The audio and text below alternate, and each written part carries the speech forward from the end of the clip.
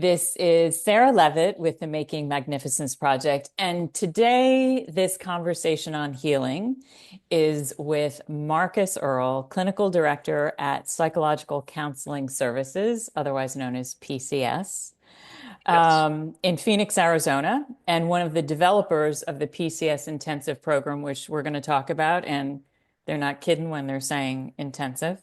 Marcus holds a PhD in marriage and family therapy, is a certified sex therapist, and specializes in couples work. Marcus, welcome to the Making Magnificence Project. Thank you, Sarah. I really appreciate that. I really appreciate you being here because we've been talking about this for a long time. And so Yes, we have. I'm um, both honored and super curious and just glad to be having this conversation with you. I feel honored to be here, so thank you. Thank you. Um, so I'd like to kind of dive right in to, I'd like to begin with the topic of trauma because it's Yes. so much a part of our lexicon right now. Like it's really, it's like in the water.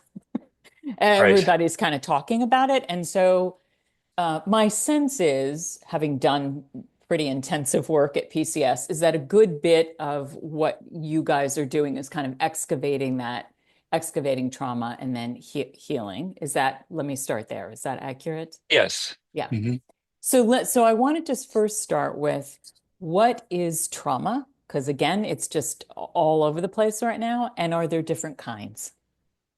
It really depends on your perspective on things. I mean, Mm, we can have our scientific explanation, we can have the precise way of doing it, but it really does come down to the individual. So if you talk to older generations, where something like a war would be traumatic if you were in the war. But even then, you might not want to talk about that because you're supposed to tough it out. So there's a mindset for older generations, just like, we kind of suck it up and we're hmm okay. hmm Now, we'll end up debating that, I think, as we go through this talk. Yes.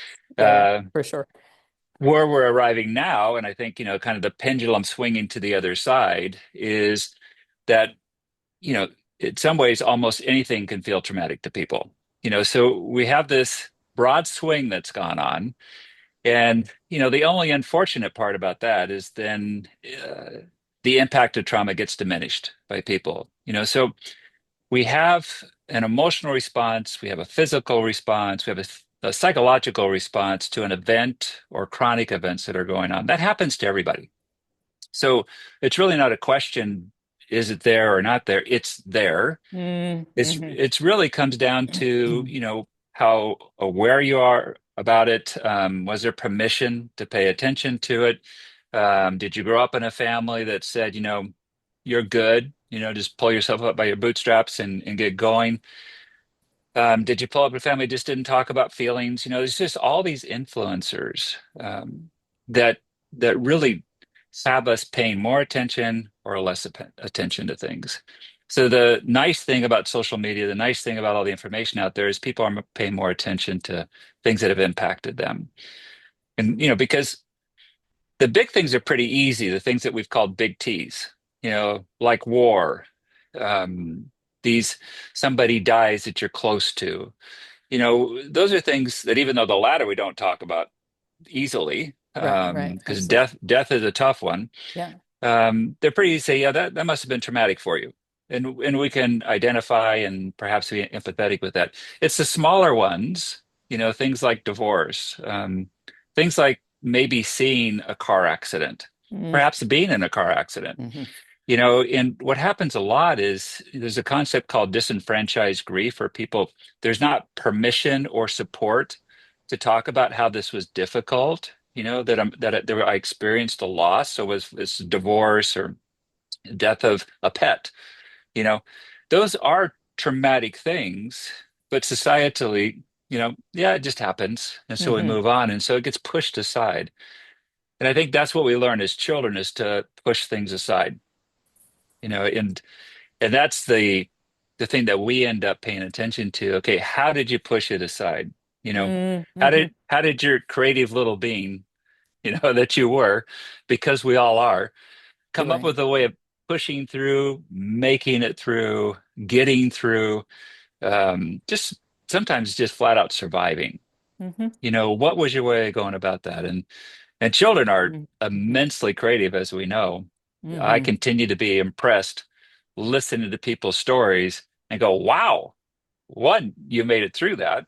Mm-hmm. Mm-hmm. Two, what a creative way of getting through that. You just that noticing how strong children are, so those that are very vulnerable are also incredibly resourceful and strong. And thank goodness, for Mm-hmm. that. Mm-hmm. Um, Definitely can be grateful for that. So I don't know if I've kept us on track No, no, no. Yeah. or what So you. there, no, no, no. I mean, you're answering my question in that kind of older or past generations might have thought of trauma as kind of big T, war, Right. something violent, Yes. and now it's more ubiquitous. Kind of everybody, more people are certainly talking about it, and regardless, we tend to, for survival, tell me if I'm tracking here, uh, Yeah. push it, if we don't process it, and we can talk about what that means, we tend to push it aside, particularly as kids, for Yes. survival. Right.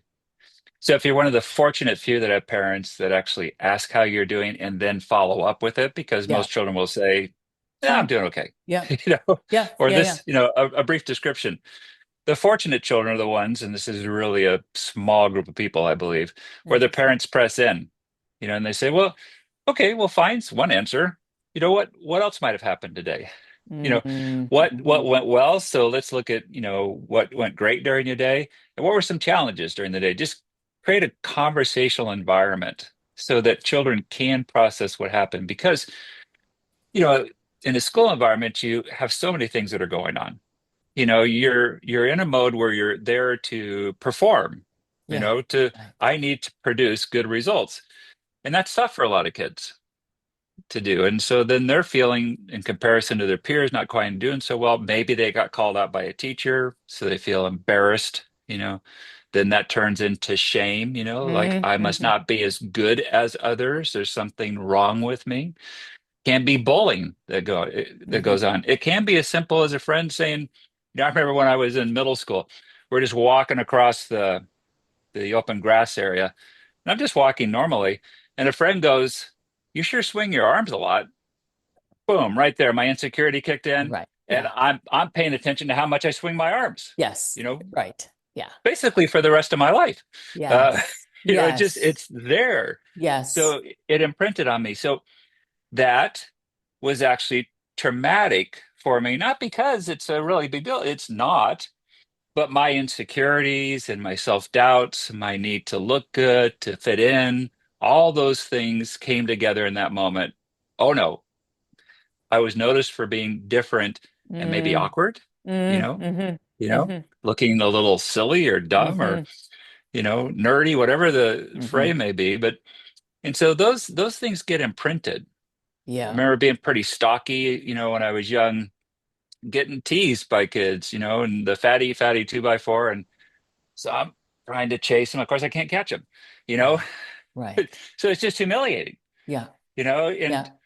these are just the simple little things that go on for most children in some form or another that has nothing to do with your family. This is That's true. just what's Right. But going on. we're not even talking about family yet. Right. Yeah. Right. Yeah. You Yeah. know, Yeah. so children are impacted by so many things. And now we have news where people generally have the TV on. I Yeah. believe that, a number of parents are careful about that, and a number of parents would be careless, in keeping the news on. And just think, if you're listening to the news right now and all this back and forth going on, all these accusations, Yeah. talking about, people being murdered and killed, and it's a lot for children to take in. Yeah. And so I think we're Yeah. going to have ongoingly a generation that's overwhelmed. Mm, mhm. They've been traumatized by too much information because, again, parents, the really great parents, I think, unfortunately, the minority are the ones that would come alongside and say, what happened in your day? And say, well, so and so said something. Okay. And then they press in. Well, what'd Mhm. they say?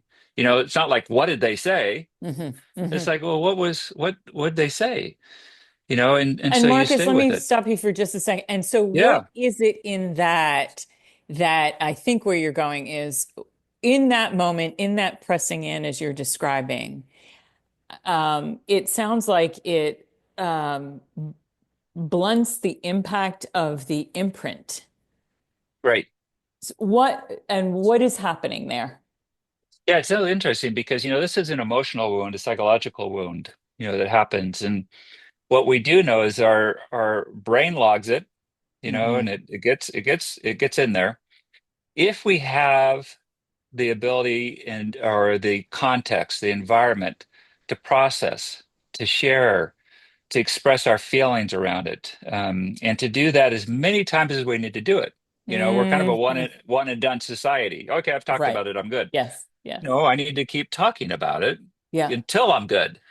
Yeah. You know, Yeah. and so the in that environment, if a child has that sense that somebody is going to see them, is Hmm. going to hear them, Hmm.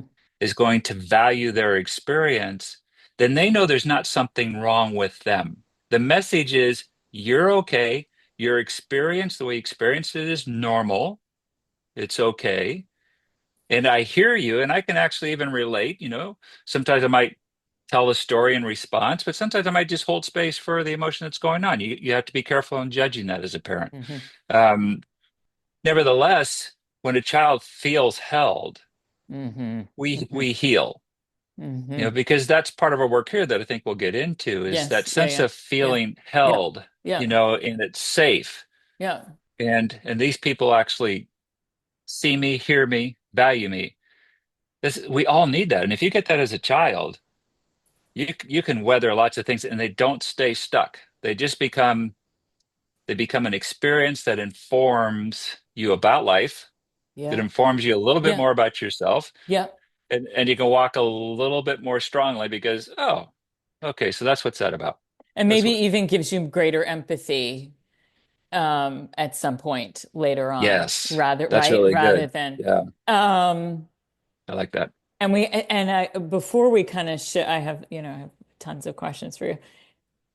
So you contrasted at the top of this conversation, you contrasted kind of an event, um, violent event, war, or something like that is one kind of trauma. And then you also mentioned chronic trauma. I'm guessing. So chronic trauma might be bullying, as you've talked about. I'm also guessing, again, always push back if I don't ha if I'm wrong, that a good bit of chronic trauma happens in families. Yes. Yeah. Can you kind of give us a picture of that?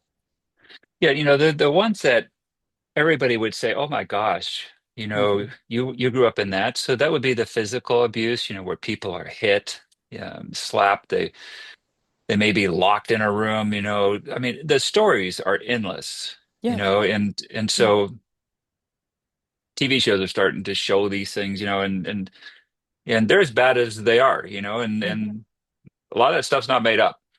Yeah. So the stories that I've heard, it's just Yeah. heart-wrenchingly painful. Yeah. There is sexual abuse. Yeah. Again, we like to think about these things as, infrequent, they barely happen. It's just a stranger, so we have that whole stranger danger concept. Not true.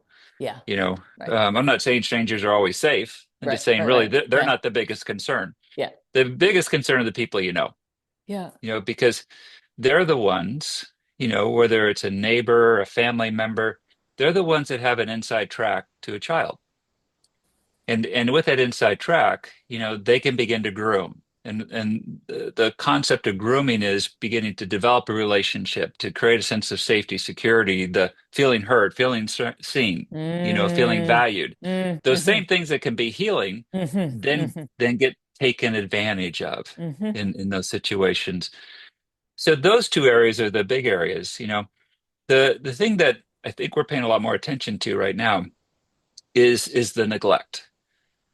And that's a tough one for people. That would have been my experience growing up is that I had dad who, I worked with him for 35 years. And I think part of that was chasing approval. Hmm. Hmm. Just wanting because he was busy all the time. Then my mom was busy trying to take care of the rest of the story, you know, so I had two busy parents. and they're good people, know they love me, and so they're not bad people, didn't do any overt harm to me. Um, but it's that need to be seen, Hmm. need to be heard, need to be valued. That didn't happen, Hmm. in a way that I needed. I'm not saying it didn't happen at all. Hmm. It Hmm. certainly happened in moments. But I was a pretty engaged little boy who really needed lots of attention. It's proven to be an asset in what I do. Um, Yeah, as a no, I'm child, just, yeah. it I was a was it just was a huge thinking that. Yeah. Yeah, yeah. it was a huge vulnerability as a child. Yeah, And yeah, so yeah, that had a profound impact on me, yeah. and so I survived by trying to look good, which I never thought I did, Mm-hmm. sound good, Hmm. you know, Hmm. perform well enough. And, so I was into sports. I was, thankfully smart enough to get by in school, and, that looked good enough. And, so it's just interesting to pay attention to that which I wouldn't have really noticed or paid attention to. Hmm. So what opened the door for me, and this is what I think I find for so many people, is you know, I I was already in my doctorate program, actually pretty much finishing up. So I was 27, and probably too young to be finishing a doctorate. Uh, in terms of I'm gonna go out and meet with people. Yeah, Um, yeah. and there was a training that Marilyn Murray had, and she's the creator of the Murray method. Very helpful process. She's got her own trauma model. So she was training us in this model, which has conceptually, that at birth we're this original child, and then difficult experiences happen, and a split takes place, and then there's a wounded child, and then there's a controlling child. And there's some other aspects to it, but that's the core elements to it. And just this common sense thing, yeah, that makes sense.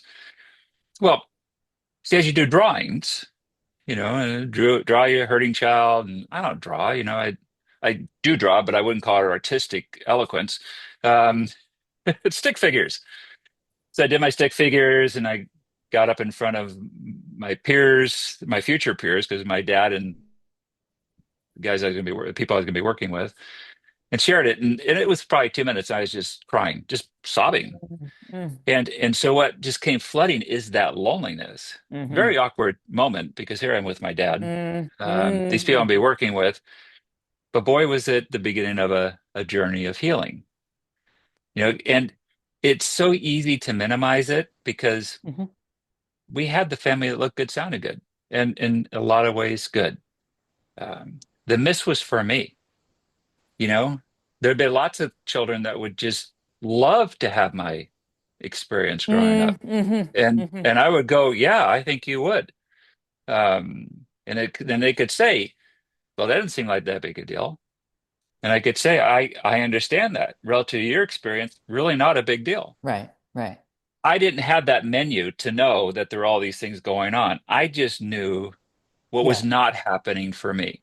yeah, And that's what I encourage people the most is your experience is your experience. It's not in comparison to others' experience. And so all you know is what you know, and it impacts you in the way it impacts you. And so that for me is that opened a door that I'm so happy opened, because I probably would have been the more judgy, well, that doesn't seem like that's a big deal, because I'd have been shut down myself to that, mm, protecting myself. hmm, My hmm, controlling child would have been guarded. hmm. The protector, as Dick Schwartz talks about in internal family systems, and I would have been politely engaged with people, Right, but yeah, but yeah, it wouldn't have come from inside of me. yeah, And that's what you were talking about earlier in terms of in developing an empathy.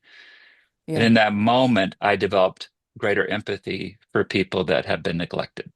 yeah. Yeah. Um, so for most of us, what I'm hearing is we experience a trauma, and the people around us, oftentimes our parents, are not able, and they might be the inflicting the trauma. They're not Right. able, so that there's that imprint, and then it's not processed. We're not witnessed, we're not seen, we're not talking about our emotion. We may not be able to if it's happening inside the family, right? Right. And so what then happens, Marcus? So there's the imprint for most of us. What then happens and how does it show up personally and professionally? Or does it? Well, it does. Yeah. We Yeah, you don't have every to. Yeah. every time Yeah, uh, it does. we It so does. we we do pretend it doesn't a lot. Yeah, right. Yeah. And let me just touch on one other piece before we go forward with that, because I think this is really important. And I emphasize that I had loving parents because I did, and there was a lot of good things because that's the tug of war for a lot of people. If it's not this overt, parents doing something horrific, or pretty darn bad. Um, well, I love my parents. They Hmm. love me. Hmm. And what I hear so often is they did the best they can. Hmm. I go, well, not really. Um, they did what they did, but I think all parents have a nagging sense I could do something better. So Mm. that's not our best. I didn't do my best with my two children, which is just awful. Um, do not like saying that, and it's true. And we've been making repair because I ended up repeating what I grew up with because that was my natural bent. Um, so that is difficult for a lot of people to reconcile to say, well, you want me to blame my parents? Well, no, not what I'm saying. I just want you to be honest. That's all. Mm. I just want you to be honest with the whole story. Yeah, that's That my I experience of you. Yes. Yeah, thank Yeah, you. yeah, yeah.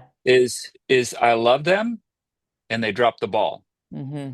I can even love them and they sexually abuse me. Hmm. There's all these things that can be held, and this is thing, as a form of therapy, dialectical behavioral therapy, which is so helpful because it teaches you to hold both Hmm. and Hmm. that's really hard for us. We're Hmm. these creatures that want to just have one or the other be true. And when you learn to hold multiple truths, you Yes. know, that's a really good thing. Yeah. Um, Yeah. and And so, challenging too, right? Like it's oh, yeah. yeah, yeah, yeah. Well, I So mean, just the political environment right now would be, this example, you just want to go this way, or yeah, you want to go that way. right. And Yeah. each side thinking, sad we're saying sides. Right, We ought absolutely. to be Yeah. saying, each perspective believing they're right. Yeah. Yeah. And in that rightness, each side, each perspective doing harm. Mm. You know, Mhm. like what Mhm. would it be like? There's a beautiful thing. I had a client recently who wrote a letter to parent, and they wrote to their parents' inner child. I go, that's brilliant. Oh, wow. That Yeah. was that was a really sweet, powerful thing to listen to. Very So then sweet. I thought, what if Congress, functioned from their inner children? Yeah, right. Yeah. Because they kind of do without knowing it. Um, Yep. Yes. but but if we could have that vulnerability, and I think that's the magical piece. We'll get to that some more. Um, so back to your question about, like what happens. Hmm. So, what happens is that we all figure it out. We figure out how to make it. So we can figure it out by learning how to hide. We can figure out, I feel less than, and so, I withdraw, I pull away, those types of things. We can feel those negative feelings, those difficult feelings, and we can go the other side. Well, I'm going to show everybody that I'm capable. That's what parents want to see anyway. I want to see how I'm bringing it, and so we can get performance based. We can keep seeking for the accolades. Or we can escape in other ways. It doesn't take long to figure out there are ways to escape. So we can escape through drugs, we can escape through alcohol, we can escape through spending, we can escape through sex, we can escape through so many Hmm. things. Hmm. Again, people creative. So Hmm. Hmm. we're not short on ways of coming up with ways of coping and not sorting out what's going on. Because if I can stay busy avoiding you, engaging you, or avoiding myself through substance use or process addiction, and with food, with holding or overdoing. Um, so we have this whole menu that we don't know as children. We just kind of land on it. Hmm. Oh, you know. So I Hmm. found my dad's Playboy. Boom, right then. Hmm. Easy, Hmm. easy way to escape. You Hmm. know, and so it's just very easy. to come up with a coping thing that as a kid is your savior. Yeah. It's Right. it's your way to make it through. So Yeah. it's not a bad thing, although it can have some difficult outcomes for you. Yeah. Right. It's actually the part that saved you and helped you to get through all that. And that's one of the really important things we want people to pay attention to. And that's why Dick Schwartz, I like it, is no bad parts. Thank goodness you helped me to get through it. Now, because this is the rest of the answer, because the ways we cope are all barriers to intimacy. They really do Mm-hmm. create difficulty for us in developing intimate relationships with the people we want to be intimate with. Mm-hmm. You know, I'm not talking about sexual intimacy. Hmm. Sexual Yeah. intimacy. It's about emotional intimacy. Yeah. This deeply knowing of one another. Um, and so, if we're protecting ourselves, if we're escaping, if we're hiding, we're not available. We can look good, sound good, Hmm. so the more difficult ones we get through are the performers, the accomplished ones, Right. Yeah. you No, I know, want to talk to you about 'Cause- that. Yeah. Yeah. Yeah. Yeah. yeah. Yeah. No, I'm really Um, curious if you have seen or the literature shows that there's a correlation or even a loose connection between trauma and achievement. for sure. Yeah, I thought that's what I you don't, would say. you know, I don't even need research on that. Yeah. It, Yeah. it, it just creates a driving force. So the Right. driving force can be, I need to avoid at all costs being known. The driving force can be, I just can't deal with this. I need to escape in this plume of smoke or, looking at porn or whatever, it just, Right. or, you know, I'm just not going to let you touch me, Hmm. because I'm good at what I do. I have wealth. I'm doing things, just right. Yeah. Perfectionism is the big issue on that side of the continuum. And so who's going to bother? I mean, you're bringing the money in, people are looking at you going, wow, you're killing it. You know, I think we should be saying, oh no, look at how busy Interesting. you are, you know, Right. and Right. and but we don't do that. We Yeah. sing praises to that. And and that's unfortunate that we don't see the overdoing, Hmm. that's going on for people, and that's actually coming from an insecure place. That's what's behind narcissism. That's what behind is underneath great accomplishments. You won't find a really successful person who isn't equally insecure. Just Can you not you're not say going to more find about it. that? Yeah, it's the driving force. I don't feel okay about myself, so there's shame, there's insecurity. So it's just this driving, and I'm going to get Mm-hmm. better. I'm going to have more. I'm going to make more, Hmm. and so there's never enough, Hmm. you know. Hmm. And so those people are always insecure. Now if they've done their work and they still have the money, then I wouldn't say that. They're still there, but they're going to be aware of that, and they'll generally talk about that. Hmm. Hmm. Um, but the ones that, kind of want you to notice Hmm. how well they're doing or what they own, a lot of insecurity, I'm wondering you know. too, Marcus, if it might show up in not just accumulation, but also so not enough things, money, whatever, but also not Right. enough praise. Like Yes. that I'm guessing here is part of the insatiability that's attached to the trauma and the achievement. Yeah. So now we back up and we talk a little bit more about shame. Hmm. Shame is this inherent belief that there's something wrong with me, that I come up short, and it's pretty easy to see how that can develop in childhood. That really isn't complicated. Um, it is difficult to acknowledge because it is such a vulnerable space for any one person. If you know that about me, then you can really hurt me, Yeah. you know? And Yeah. that's the nice thing Yeah. about emotionally focused therapy for couples. They're helping people identify, here's this really vulnerable place. I'm scared you're going to hurt me, but I'm gonna put this out. Mm, And then beautiful. we can start to have that connection around these vulnerable pieces of us, you know, which is actually kind of why we got married, but didn't know that. Uh, You know, we're gonna get there. That's all right. So, yeah, we'll come back to that. So, so that the vulnerability that we all have is in everybody in some form or another and in some degree, so that's again another given. Something that I minimize a lot for myself. Shame wasn't something I was embracing of, even though I tapped into feeling less and, the emotional, the loneliness.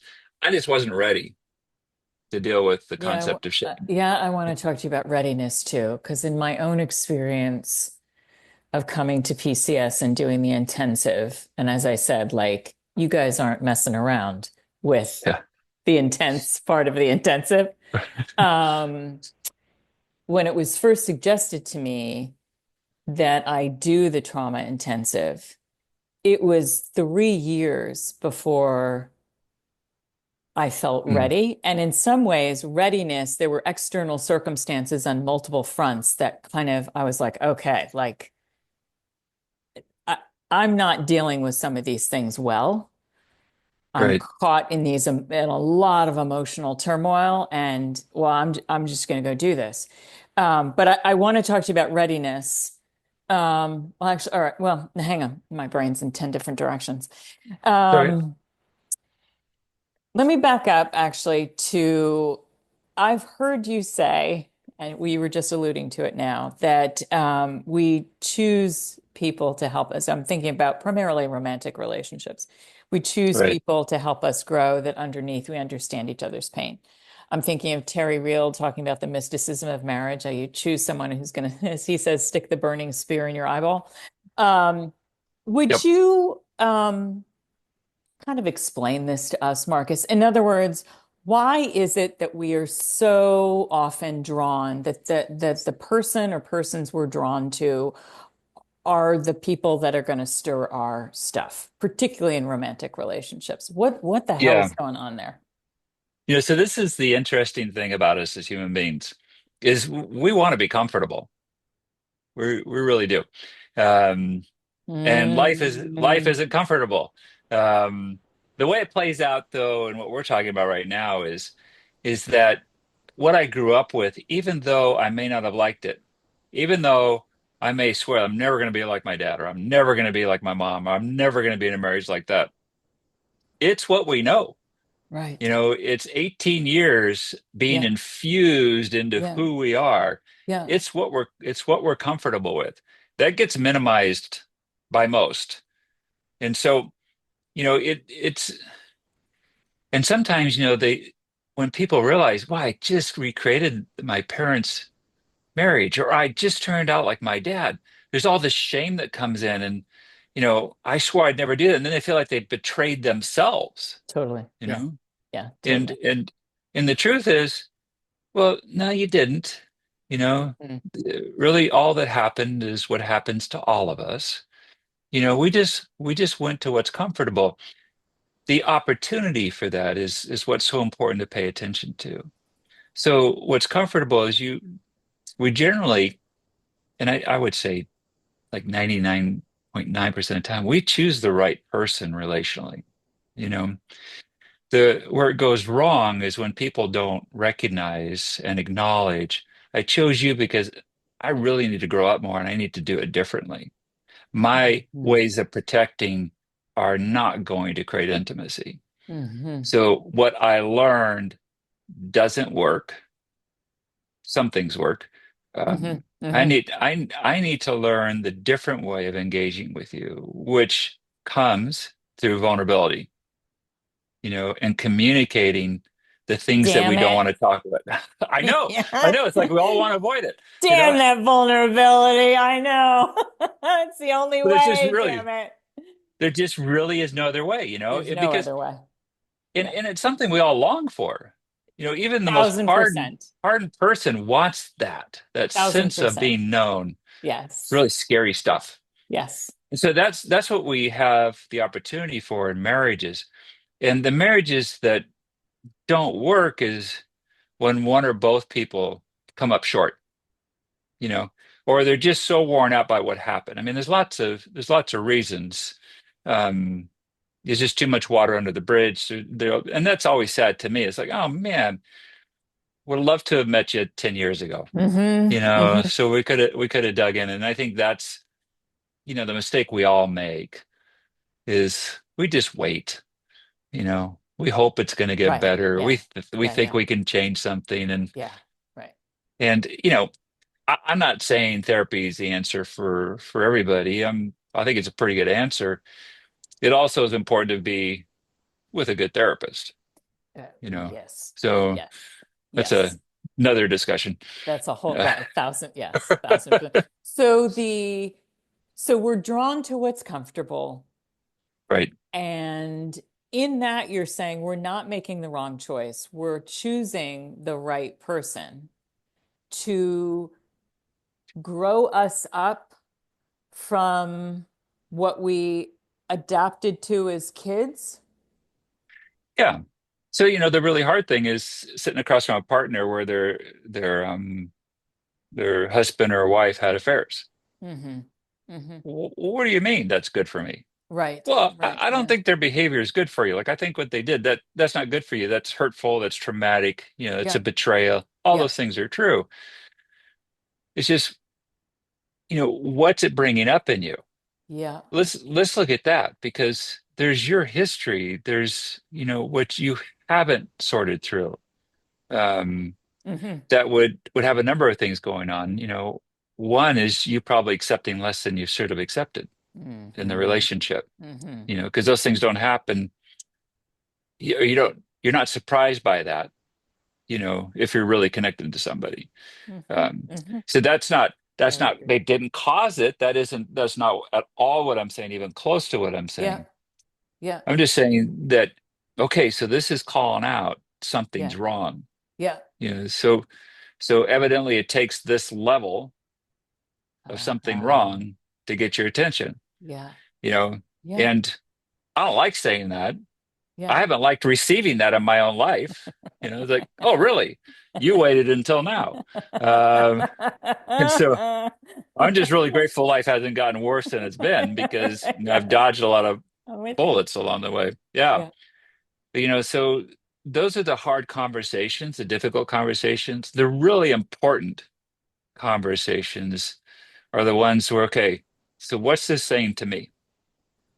Yeah. What's my learning Yeah. given this going on right now? So I Yeah. That's intentionally chose beautiful. something. Can you say that again? That's beautiful.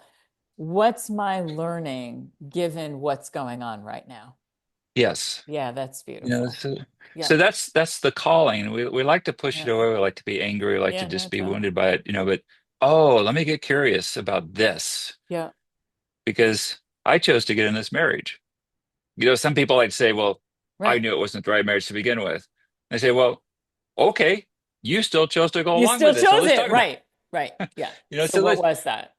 yeah, so let's Mhm. just keep the conversation. And I think people are kind of nervous about pressing, into that. So whether a therapist or a Yeah, no, I want to friend, talk. I want to you talk to you know, about this. Yeah. but So, yeah, go ahead. so the okay, so I'm actually going to kind of ask a double question here. So let's talk about pressing into it because we've worked together. Um, and at one point, I think I said, Marcus, that's bullshit. Could have. I know I did. I'm like, that's bullshit. Um, when I was dealing with tangling in a romantic relationship. So you say or have said that a key, I'm reading here, a key aspect of therapy is finding, and you're extraordinary at this, is finding a balance between affirming the client, the person, Yeah, affirming you and challenging you to stretch into emotions and thoughts which you have likely spent a lifetime avoiding. And I'm guessing, so that's what the therapist in an ideal world is doing, kind of the pressing while holding someone.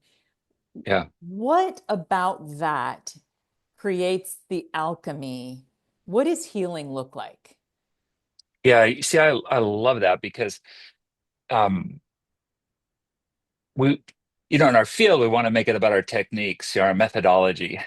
Mm-hmm. Research has never shown those are the core things. It's the person of the therapist that's Yeah. the most influencing. Yeah. And that's why when people choose a therapist, choose one that's relatable, you Yeah. know. So choose one that your gut says, "Oh, this seems like a good person." Those that's the better choice. Even if they're not as skilled, you're probably still going to get further down the road Interesting. with that person. You know, at the core of me is the belief that we can always get to a better place. That's been reinforced again and again and so many agains. And seeing what I've seen, for me personally, what I've seen professionally, work with people that have been in a cult abuse situation, which, most people don't want to deal with it. That's really happening. It is. Um, can you imagine having this whole system just twisting you and Yeah. using you? Yeah. How do you ever get out of that? Yeah. What I know is inside they still haven't lost their essence. They still haven't lost this hope. You know, so even if they're suicidal, I know that people feel hopeless. It's still in there. There's still some hope. And so I know that. I just know it's there, or they wouldn't even come. Yeah, So I want to at talk to you about what that is when someone comes at in. a So you're at a looking baseline, or tacking toward that essence. yes. Yeah. And I'd Yeah, you're rather very sit good with at it. I would rather sit with somebody that holds that belief than anything else. You know, why would I want to sit and entrust somebody that thinks, well, depression, you just got to think differently, or, you know, just Hmm. I want to sit with somebody who says, well, that's part of it, but you just have you're probably angry and you have a really heavy weight on you. Hmm. And I'd like to know what all that weight's about, um, because you've made it through this far, so you got a bit of a fighter in you, you Hmm. know. Hmm. So we're just looking, for what is that about that individual, that theme or that vein that shows you that they want to live, you know, Hmm. they want to be better, they know they can. It's always there, always, always, always there. And so what Um, does the you've referenced a couple times if someone's doing their work or has done, although as we've talked about, it's never really done. But right. what does that look like, Marcus? So um, part of it sounds like, is taking the lid off the can to what someone might be have shunted aside a long Yeah. time ago or continually. But what's that alchemy? What's happening there that's Yeah. transformational?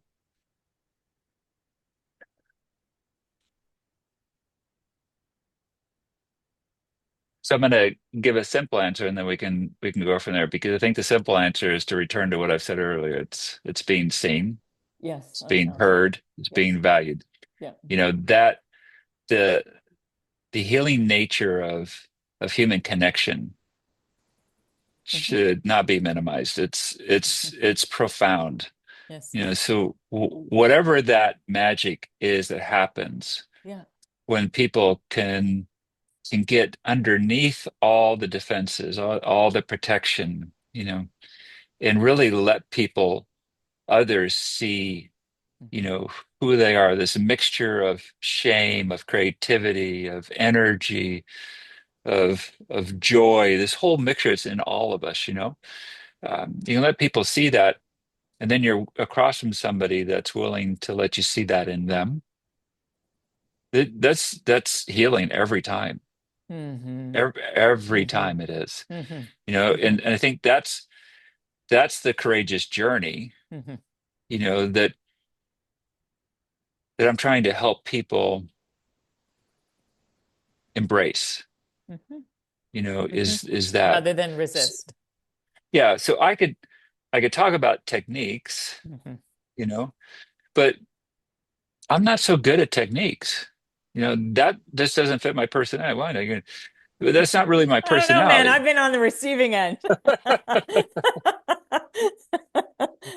What I'd I what but I'd I like, hear you. I hear you. The yeah, container and the capacity to the capacity to see and witness someone. And so, Yeah. but I want to press you just a little bit. You Please. do more than just, and I think this is where some therapy may fall short. Um, they're just doing the holding and the witnessing, and you're Right. doing that while you are holding someone to their highest essence in a way. That's my Yeah. experience of you. So Well, it's yeah, because I'm also saying, why are you such a jerk? right. Yeah. Um, Yeah. so Yeah. Yeah. that's, Right. yes, Yeah. so that for me, this work is a lot of fun. Um, there are Yeah. You can certainly tell. times where I get a little bit too much on the fun side, and then I'm not so respectful. So I've had to apologize a number of times. Um, but what's in that for me is, the work is serious and it's not, Yeah. in the sense I that, totally know. we're kind of funny, We are very you know. funny.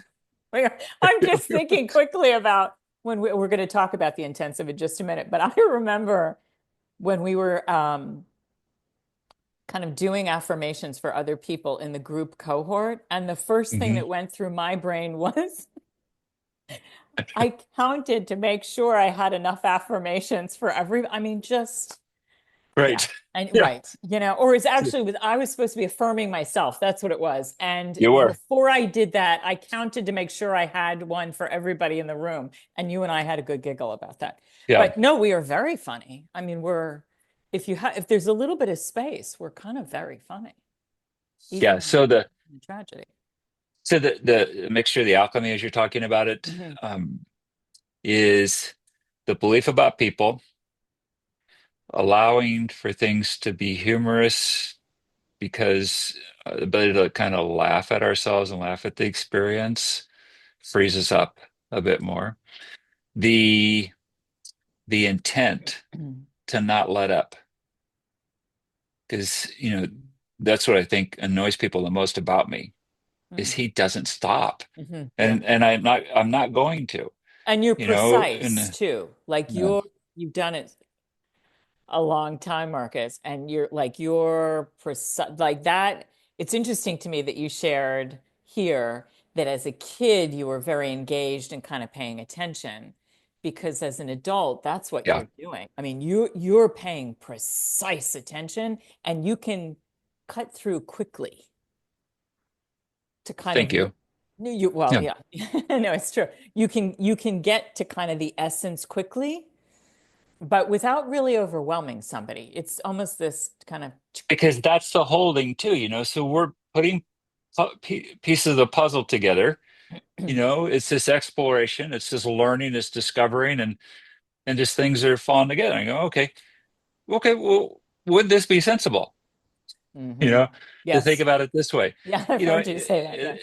and then it allows, for me to be there with an understanding, and as we've already talked about, the understanding creates or supports a connection. And then I say, the terminology in EMDR, uh, let's go with this. Um, so, so let me, Right. Yeah. we'll go with that. So Yeah. then let's go and let's go find, Hmm. the vulnerable parts of Yeah. you. Yeah. It's always there, Yeah. and really, my goal isn't that I would go to take care of. My goal is to go to support the person with me in that moment, support them to go there for themselves Yep. and find out, gosh, I can take care of myself. Yep. That's like the most profound discovery for people, Yeah. is that I can go back and I can nurture myself Yeah. in the ways that I wasn't. Yeah. There's nothing more healing than that. Yes. Yeah. I'm gonna Yeah. get a little teary. Yeah. Yeah. Yeah. Good. Yeah. Yeah. Right. Yeah. Of course. Yeah. No, but that. Yes. There is. I'm teary and I'm choking. Yeah. There is nothing more healing than that, in my experience, than in coming into relationship Yeah. with that very young essence the original child, as Marilyn would, you know. Yeah. And then having also regard and respect.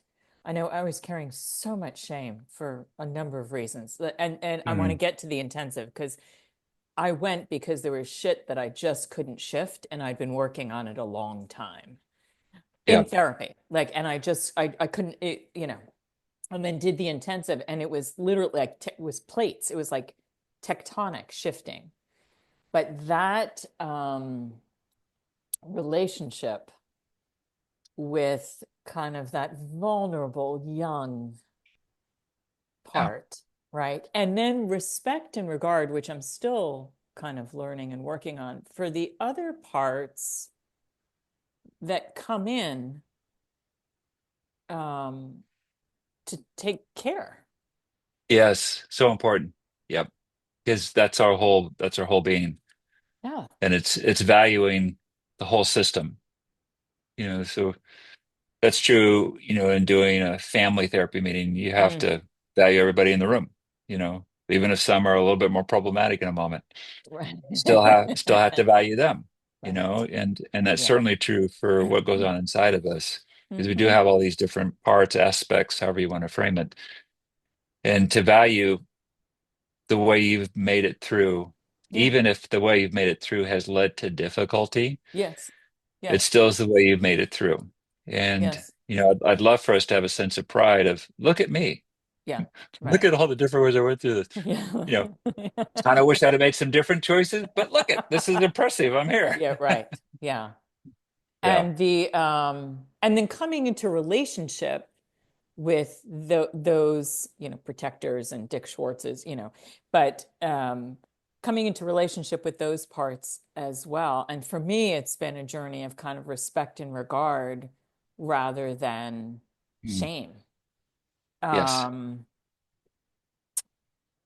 yeah, But yeah. I it's another topic that comes up because the shame's going to come up, Mhm. and so that's just the effect of trauma, is that something happened, nobody's there. What did I do or didn't do? And there must be something wrong with me that I did or did not do. Um, and so that shame's always there. It actually never goes away. We'd like to think I could just heal my shame. The truth is that you've learned to work with your shame, Mhm. you know. So it's not a problem that I have shame. That's not the problem.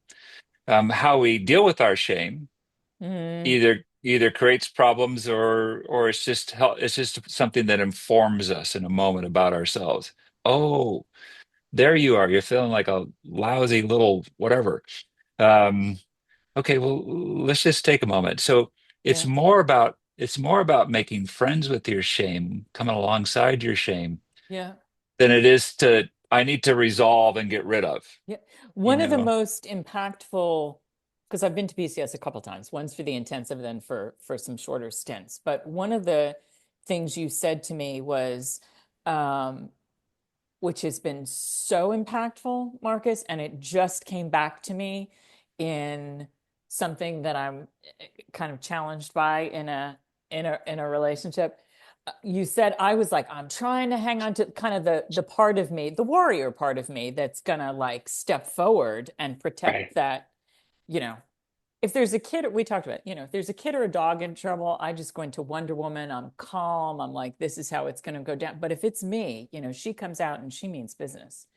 Yeah. And and I was spending a lot of energy kind of squishing her down, like, shh, be quiet. I've got that, you know, Mm, hmm. hanging on to her is what I said to you. And you said, instead of trying to hang on to her, why don't you ask her what she needs? Yeah. Yeah. Fucking transformed everything. Because Mm. she'll tell me and then I'll be like, okay, got it. Like, got it. Nice. I'm paying attention now. Keep speaking up rather than be quiet, be quiet. I'm ashamed of you. Be quiet, be quiet. You know, let me make you Right. smaller, right? That's awesome, Sarah. No, it just, yeah, it's anyway. So let's talk. We don't, do you have a little bit more time, like 10 minutes? Yeah, I have no idea what time it is. So Okay, yes. we're rolling up on the hour. I want to be respectful. We're rolling up in the hour mark here, but I want to make sure we talk about the intensive, which you were instrumental in kind of designing. You've mentioned EMDR, that's one of the modalities you use. PCS, the intensive brings people from all over the country, potentially Yeah. the world, I'm guessing. Yep. Um, Yeah. Peter Attia has written about this and spoken about it, about his time at PCS. So, what is it? Um, who is it best suited for, and how does someone know they're ready for it? Great. Well, everybody's suited for it. Yes, Um, that's what I would say the, too. Yeah, the, yeah. the If you want to get lighter, go. Yeah. yeah, if if there's a serious mental illness, so where somebody actively psychotic, or if there's really an acute issue, actively suicidal, and they're not safe, out of control with an addiction, just can't contain themselves, we're just not a good fit for those things. Hmm. That those type of things where residential does make sense, and because you need the 24/7, and the opportunity to see yourself in a safe environment, to have people, processing with you. You just need that time when it's that for you. Um, and that's what we can't do. The rest we can do. And so what generally people come to us is when they've waited too long. So that's the common referral. It's also when people are in their therapy and they're feeling a bit stuck. Hmm. We've been doing the work for some time, and we just can't seem to cross the line, or I can't seem to cross the line that I want to cross. In those instances, it's a good referral. Um, and we will take people, who do think about harming themselves. We do take people where, not a long-term sobriety, but they just keep kind of bouncing because, you know, they've generally tried, the Hmm. residential. And I'm not big on repeating the same thing. Yeah. Now, you said you come a couple of times.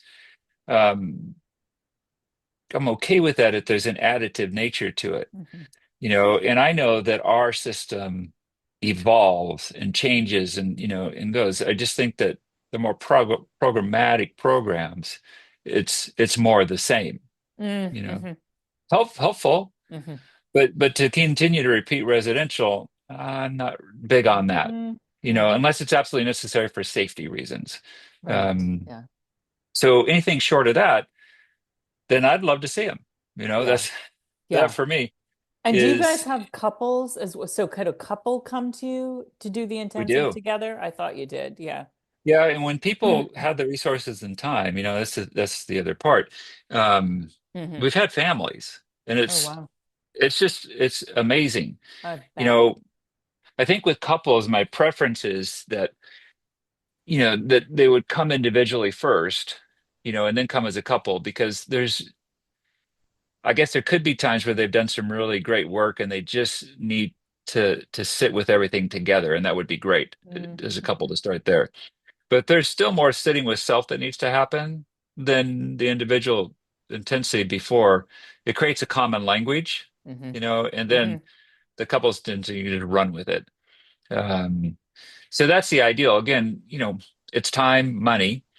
So I don't forget to say this. I'm not going to change the time factor. Um, although it is nicer to have 8 days than it is 30 or 45. Right. Um, Yeah. on the financial side, we have a nonprofit entity called New Hope Educational Foundation, and so that will supplement people coming because it is expensive. And what I've not liked, is is it not accessible to everybody. That Hmm.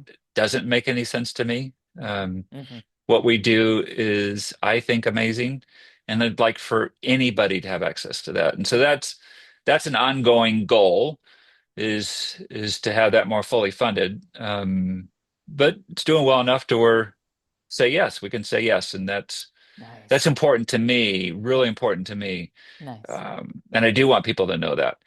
Um, And if I So, remember, Marcus, so there's the intensive, which is the 8 days, and then I came back and kind of did like a little mini yeah, intensive of like a day and a half and a day and a half.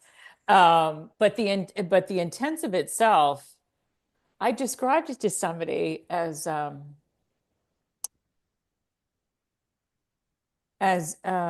wait, because it's early mornings and some, I mean, it's an all day kind of thing.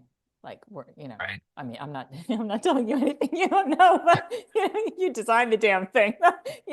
It's an all day kind of thing. And I remember it was so interesting. I remember having the feeling and talking to some of the people in my cohort about it of just kind of exhaustion. But I would get up in the morning and my soul was singing. My Hmm, soul was like, let's that's go. nice. Yeah. Yep. Right. So there was all this work Yep. that was being done, but my soul was like, yeah, that's the direction, girl. Let's go there. Yeah, and that's that's another important thing is exhaustion in one way works in our favor, because Hmm. defenses go down. Sometimes Yep. they go up, but most of the time go down. Yeah. Um, the other thing is this learning, what you just said. I can be exhausted and I can still keep going. And I can be exhausted. I'm still looking forward to going, Yeah. and I can be Yeah. exhausted. I can still talk about myself. I can have cried for 3 days straight and I can still Hmm. cry on a fourth day. Hmm. You know, those types of experiences are pretty rare, for us to have. And the intensive offers an incredibly supportive environment for individuals to come into where from 7 a.m. and then Monday through Thursday till 7:30 at night, you have like 2 half-hour breaks basically. You don't, Yes. there's Yes. not, I've there's not told much time people off. about this. I'm like, they're not fucking around. Like, yeah, yeah, yeah. And even during lunch, there are like, lunch and learns basically, where we're hearing about Yeah. boundaries or whatever. Yeah. And then, Fridays 7 to 5. The accusation that's an accurate one is, well, you're trying to help us to do better self-care, but you're not having us do much self-care when you're with us. And I go, well, that's true and not. Right. But Yeah. Yeah. it's all intentional because there's an additive nature to it. I think our staff does a wonderful job of communicating with one another. We work really hard to communicate to a referring therapist. And, as it makes sense, with most of the time we want, like a close person to the client calling in for a collateral call, just so we're not blind to some things that, the client may be blind to. Yeah. So we're really trying to be as comprehensive as we can and inclusive. Um, and so you know, 34, 35 hours of individual therapy is just, it's a lot of therapy. It is. And It I is. would say it kind of doubles that amount of therapy. I haven't really said that before, but I think that's true because, there's no break. So you're staying with, Totally. so the life doesn't interfere in between, Yep. you know, Yep. you get to just stay with yourself.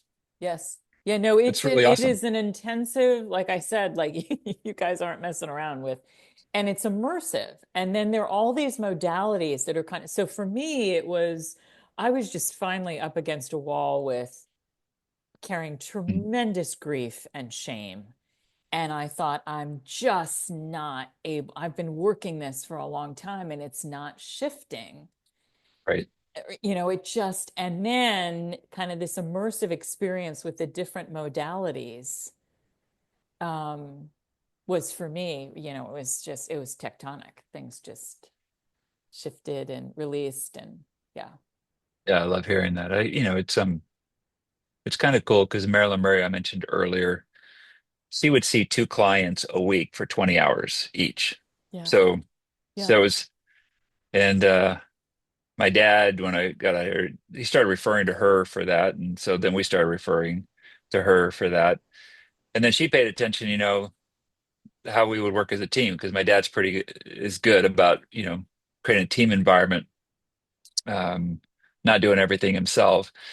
And so she goes, well, let me bring some clients over and do some of that with you. And Oh, so interesting. that mixture, of Ralph and Marilyn and Marcus, ended up being this, really magic potion, to come up with something that it's reflective of people that have deep trauma, have done some really deep work, or workaholics, addicts. I mean, it's just people that really wanted to see something done differently, Mhm. um, to really serve people that just had too much going on.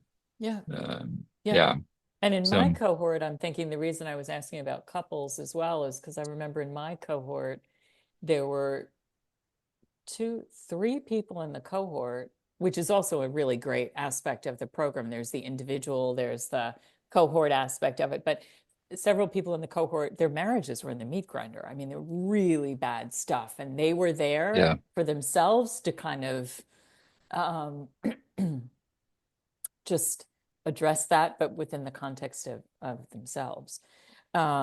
And then there yeah. were modalities that I'd never experienced before, like psychodrama, which was just, again, just tectonic. It shifted stuff for me. Yeah, we have a Um, new one now called ETT, ah, emotional transformation therapy. It's kind of cool. well, Um, if you guys are doing it, I would imagine it's kind of cool. So if someone wanted to find out more about the intensive, what would be the best way to do that? I just look it up online. So it's PCS intensive or psychological counseling services intensive. So Okay. it should pop up. If it Okay. doesn't, then we're doing a poor job of putting ourselves out there. Uh, All right, last question, because I've kept you over. Last question. all And right. this is the question that I ask of all interviewees for the Making Magnificence project. What does magnificence mean to you in your own life? Yeah, I intentionally didn't think it through, because I wanted to see what came up. I saw that question. So let me get defensive by crossing my arms. Um, it, it Your stinks. long arms, by the way. It It's stinks to be a therapist. yeah. Um, my own magnificence. One that's really uncomfortable to be asked. So that is the first go-to for me. It's like, I don't know. So then because then that's kind of tooting your own horn. So I got all this energy, that's coming from my own shame and insecurities that feed part of the answer. So what I believe and what I tell people about as I'm thinking about this right now is my persistence. Mm, I've just mm, been persistent mm, and I've stayed hopeful. Um, mm. yeah, so that matters. That's a beautiful answer. So it's just a really simple thing that may not seem magnificent, and it Mm, is. Just yeah. just to persist. Yeah, Yeah. No, it's a yeah, thank you. It's a yeah. beautiful answer. Um, My guest today has been Dr. Marcus Earle, Clinical Director at Psychological Counseling Services, otherwise known as PCS, in Yes, Phoenix, Arizona. Marcus, thank you for this conversation. this has been fun. It So has thank you, been. Sarah. I appreciate it.